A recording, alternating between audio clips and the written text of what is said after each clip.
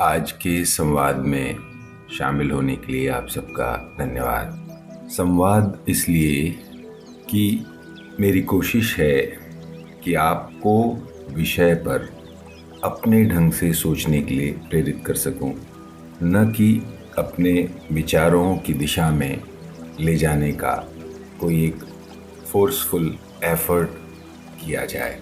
और ये संवाद ज़्यादा सुंदर और दुतरफा बहुत अच्छे से तब हो पाएगा जब आपकी प्रतिक्रियाएं मिलेंगी। तो अपने कमेंट से अपनी राय का इजहार करें ताकि ये संवाद और बेहतर हो सके। अब आज का विषय, क्या आपने कभी विचार किया है कि करोड़ों लोग महात्मा गांधी के अनुयायी या फॉलोअर्स हैं और ये सिलसिला गांधी जी के जीवित रहते ही शुरू होकर आज तक जारी है, लेकिन गांधी तो एक भी नहीं पैदा हुआ। रजनीश या ओशो को करोड़ों लोग दुनिया भर में फॉलो करते हैं, अपने आप को उनका शिष्य कहते हैं। ओशो के बराबरी का कोई दूसरा उनका शिष्य उस ऊंचाई पर पहुंचा हो तो ज़रूर बताइए। बुद्ध के साथ भी यही कहानी है और कमोबेश किसी भी महापुरुष के फॉलोअर्स में अगर आप ढूंढेंगे तो यही बात आपको मिलेगी। लोग कहानियाँ तो बहुत सुनते हैं मोटिवेशंस की, वो सलीम जावेद की फिल्मी सफलता की कहानी हो या मार्क ज़करबर्ग के अमीर होने और दुनिया के शीर्षस्थ व्यक्तियों में से एक बनने की कथा।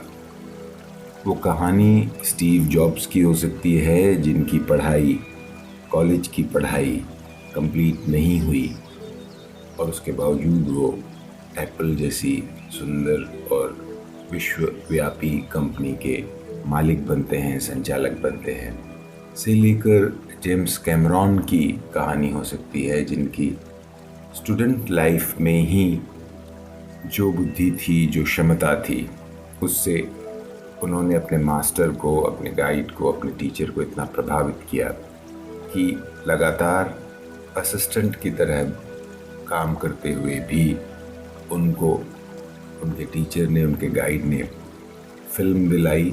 न सिर्फ दिलाई बल्कि इसी क्रम में, इसी तेज़ी से कि जिसने भी उनके साथ काम किया उनके काम का मुरीद हुआ और वो तेज़ी से आगे बढ़ते गए, इस हद तक कि जब स्टूडियो ने कहा कि एक दूसरी फिल्म वो कैमरॉन के साथ करना चाहते हैं, तो कैमरॉन, जिनकी अभी पहली ही फिल्म एक बड़े स्टूडियो के साथ आई थी, उन्होंने इनकार कर दिया, क्योंकि उनकी पहली फिल्म में जिस तरह स्टूडियो के कहने पर कट्स लगाए गए थे, एडिट किया गया था, उससे कैमरॉन खुश नहीं थे और सबके आइडियाज़ के विपरीत कैमरॉन ने ये तय किया कि वो अपनी फिल्म को खुद फाइनेंस करेंगे। और फिर एक लंबे संघर्ष की कहानी, लेकिन उस संघर्ष में सफलता की भी कहानी, और जेम्स कैमरॉन के फिर वर्ल्ड फेमस फिल्म डायरेक्टर बनने की कथा। तो ऐसी ढेर सारी कथाएं हैं, रोज़ हम सुनते हैं, रोज़ इंस्पायर भी होते हैं, लेकिन इस बात को सोचना भी ज़रूरी है कि ये जो इंस्पिरेशन है ये कहाँ लेकर जा रहा है, और ये इंस्पिरेशन किसी सही मकाम तक किसी व्यक्ति को पहुंचाता क्यों नहीं। आपके पास एग्जाम्पल्स होने चाहिए कि स्टीव जॉब्स को फॉलो करके कोई बड़ा फ़ैन कहाँ पहुंचा, ओशो रजनीश को फॉलो करके करोड़ों में से कोई एक अनुयायी कहीं पहुंच गया। अगर इक्विवेलेंट नहीं है तो भी कुछ नीचे से ही महात्मा गांधी की क्षमता से 70% ही अचीव कर पाया। तो ये बात शोचनीय है, गहरे चिंतन का विषय है, विचार करने योग्य है कि जेफ बेजोस या वॉरेन बफेट की कहानियाँ सुन लेने से, इंस्पायर हो जाने से क्या कोई अमीर बन सकता है, और क्यों नहीं बन सकता? क्योंकि निश्चित रूप से कोई कारण होना चाहिए।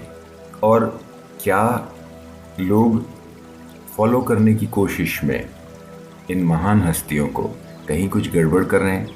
क्योंकि ये लोग तो निश्चित रूप से महान बने, लेकिन इनके अनुयायी, इनके शिष्य या इनसे इंस्पिरेशन लेने वाले, मोटिवेटेड होने वाले लोग भी कहीं उतने सफल क्यों नहीं दिखाई पड़ते? और क्या कमी रह गई, क्या गड़बड़ी हो रही है कि ज़्यादातर समय ग्रेट मास्टर्स के होते हुए भी शिष्य जो हैं वो ग्रेटनेस को नहीं छू पाते?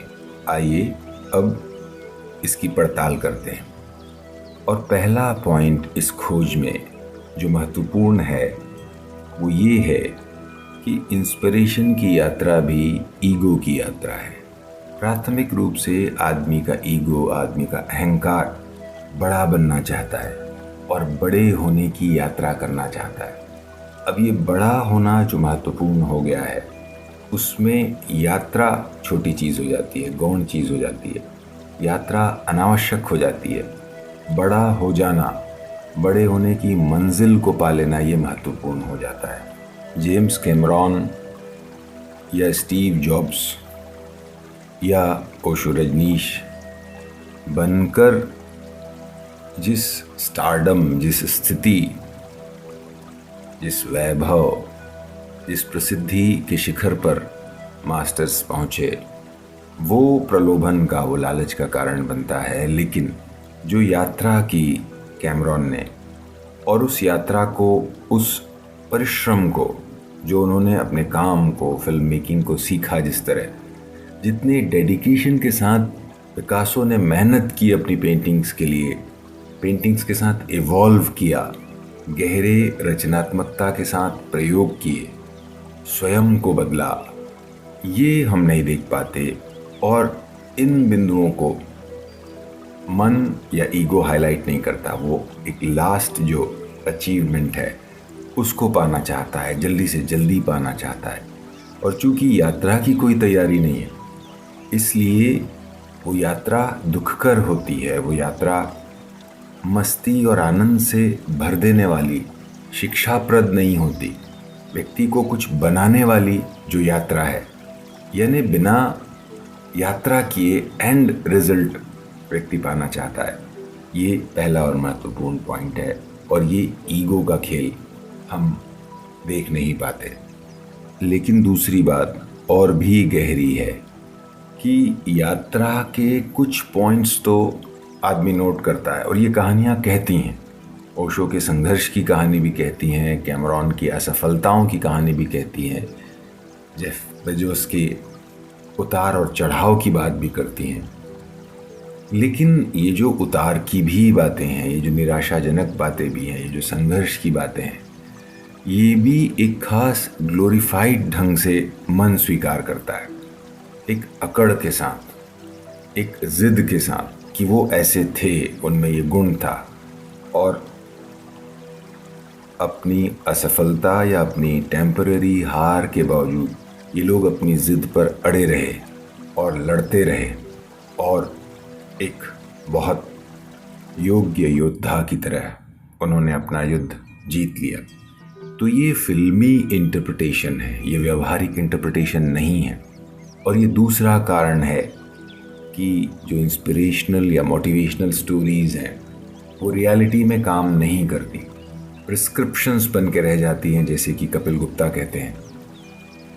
ये कहानियाँ सुनने में बहुत अच्छी लगती हैं, मन ललचाता है, लेकिन बहुत ही सुंदर विज्ञापन में छपे पिज़्ज़ा की तरह वो ललचा सकती हैं। वो ओरिजिनल पिज़्ज़ा से कहीं ज़्यादा खूबसूरत दिख सकती हैं, लेकिन पेट भरने के नाम पर वो कुछ नहीं कर सकती। और एक जली हुई रोटी, एक साधारण सा कोई टुकड़ा ब्रेड का, इस तथाकथित बहुत ही खूबसूरत पिज़्ज़ा के चित्र से बहुत यूज़फुल है, क्योंकि वो पेट भर सकता है।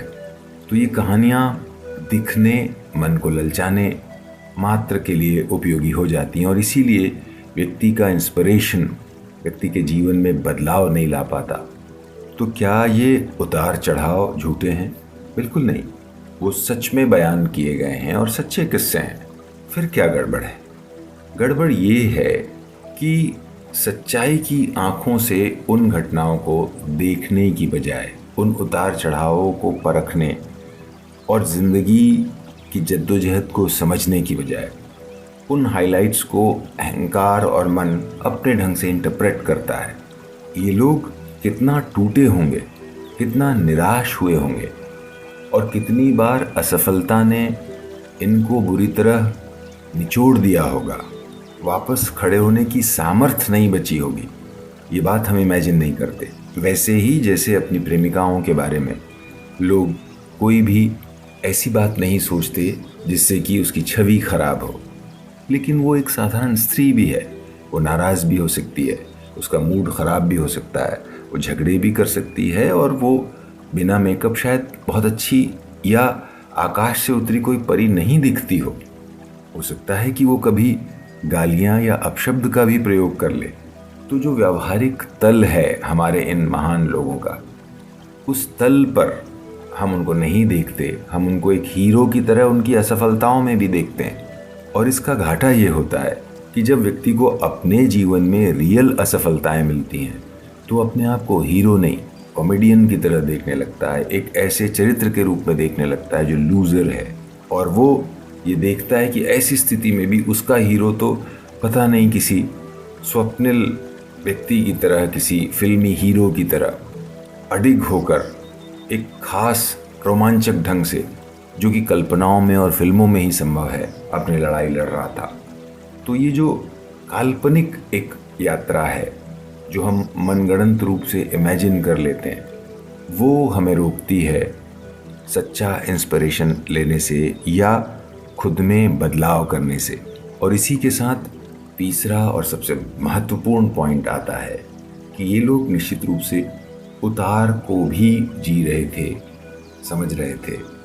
उतार भी इनके जीवन में आया चढ़ावों के साथ, लेकिन ये लोग वो लोग हैं, और ये बात सभी मास्टर्स में, सभी उस्तादों में, सभी महान लोगों में आप कॉमन पाएंगे कि उतार चढ़ाव सबके जीवन में है। अनेकानेक उतार चढ़ाव हैं, अजीबोगरीब उतार चढ़ाव हैं, असफलताएं हैं, निराशा है, फ्रस्ट्रेशन है, कुंठा है।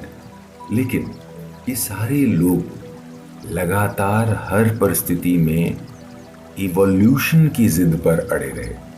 इनके मन में ऊपर उठने की, ऊर्ध्वगमन करने की गजब की आकांक्षा थी जो आम आदमी में नहीं होती। स्टार बनने की आकांक्षा, भौतिक धन संपत्ति पैदा करने की आकांक्षा, नाम पैदा कर लेने की आकांक्षा, पावरफुल होने की आकांक्षा, ये तो ज़रूर होती है, लेकिन निष्ठा के साथ लगातार अपने में बदलाव करते रहना, बार बार अपने आप को बदलना, बार बार अपने आप को तोड़ना और तराशना, अपने नेगेटिव पॉइंट्स को पीछे छोड़ते जाना और पॉजिटिव पॉइंट्स जहाँ जहाँ से मिले, जैसे जैसे मिले, उन्हें सीखना, अंगीकार करना। ये जो गुण है, ये उन कहानियों के भीतर से आदमी नहीं टटोल पाता और उसको आत्मसात नहीं कर पाता।